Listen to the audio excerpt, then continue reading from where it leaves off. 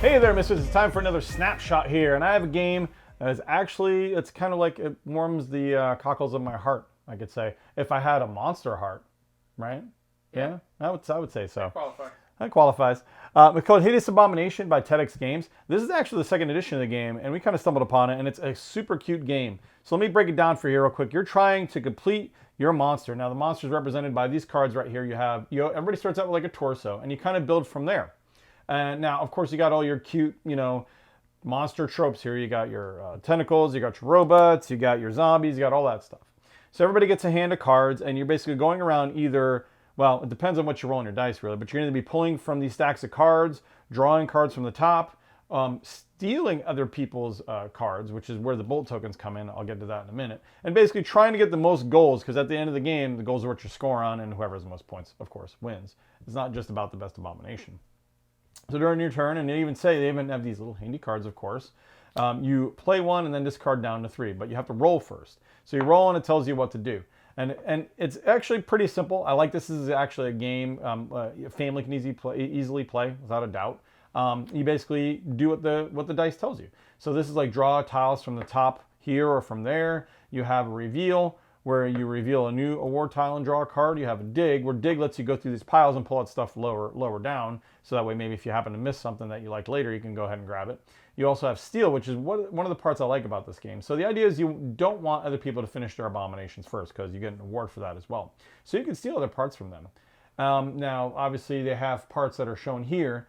You can steal anything as long as it's not the torso from the other player. However, when you do, you'll give them bolts. Now these bolts come into play because what happens is if they bolt a part down, that's unable to be stolen. So you kind of give them opportunity to kind of shore up whatever they have. So in other words, I can't steal that part because it's bolted down. Makes sense, right? Then you have a go mad, which is pretty much just wild. You get to choose whatever you want. And so throughout this game, you're going to be basically trying to build up your monster and trying to finish it as quick as possible. Well, generally as quick as possible. You want to try to get some goals, obviously. If you finish it first, you do get points. But you want to get the most points as possible. Sometimes you're aiming for certain things. You have one that has the most colors. Each of the parts have a symbol on it, basically, saying what kind of parts they are. So it has this most like little, insect parts or whatever. And basically trying to do your best to complete as many goals as possible. And more are going to be coming out during the game as well, because as you notice, you have a reveal option. You'll reveal a new award tile. So everybody's going to keep getting awards and going around and around. Nice thing about this too, though, is you can actually play the card on other people's monsters too. And that's important because someone can be down to almost finishing their monster. For example, you have a monster and it literally has this one spot left, because what happens is a monster is done technically when all of the open ends on the cards are all basically covered up. You start out with 4 because of your main torso, but eventually you're going to get down to cards that only have boom 1, and then you're done with that area. So for example, like this monster has some open parts here and here and here, but if I fill these in, game's over. My monster's done. So you can mess with people because you can be like, okay, I see you got like your monster's almost done. I'm going to play this, 4 open area card, basically 4 ends that are open, slowing them down because they could just drop a foot there and be like, okay, I'm done. But instead, you're going to mess with them. You're going to drop a card down. It makes it prolongs them so that way you can maybe get that coveted title. And so there's a lot of interplay. It's not just a solitaire game where you're just not only building your own monsters. There's a lot of interplay between the different players, and stealing stuff as well adds more to that because it isn't just, again, a solitaire game. I really like this. It's very cute. I love the art in this.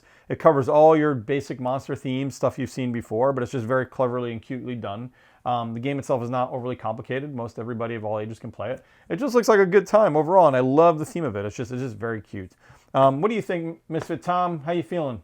Oh, I liked it. I think it's got the Dr. Frankenstein feel to it, but it's very, very The light. best Frankenstein. They should have a Frankenstein award, but I'm sure there's probably some copyright in there. I don't know anymore with Frankenstein. Well, it might be a public domain at this point, but you never know. My name is Frankenstein! So guys, check this out. It's by TEDx Games, called Hideous Abomination. This is, I guess, the second edition of it. It's on Kickstarter. It cleared Kickstarter. Cleared it's coming Kickstarter. to retail soon, so ask for it by name. Ask for it by name. I got to do that more often. Until then, guys, of course, always build your best monster. Be the best monster you're going to be. And until then, of course, as always, game on.